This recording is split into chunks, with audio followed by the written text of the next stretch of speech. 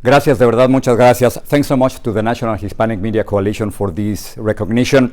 I wish I could be there, but you know, Trump is keeping me busy.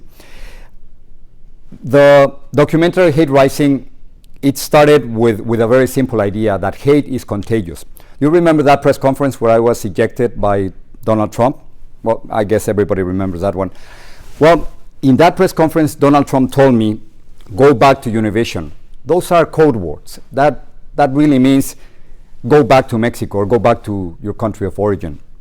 And you know what happened after that? A few seconds after Donald Trump told me that, one of his followers told me, get out of my country. Just a few seconds later. In other words, hate is contagious. And I told him, you know, where do you want me to go? This is also my country. I'm also a US citizen. After that, we decided to produce this documentary. And we went all over the country finding different examples.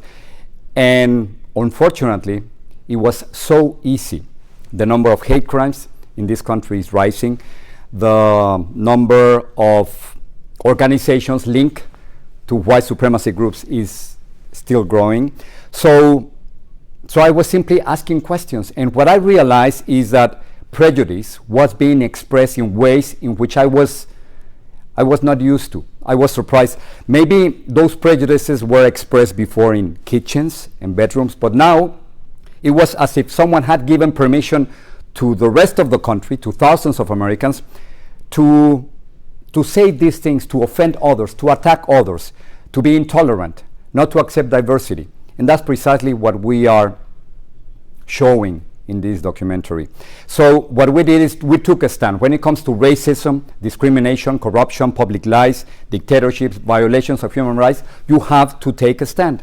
And that's precisely what we did. But the second step, and this is something that I learned from the Dreamers, and they are really my heroes, is to overcome fear. Of course, we are afraid. Of course, sometimes there's fear. You can actually touch it sometimes in the Hispanic community. But I learned it from the Dreamers. The first step, they told me, is to overcome those fears. Yes, Donald Trump wanted me to shut up, to sit down and go. And now I know exactly what to do. We won't shut up, we won't sit down, and we won't go. Catherine made it possible. She's there with you.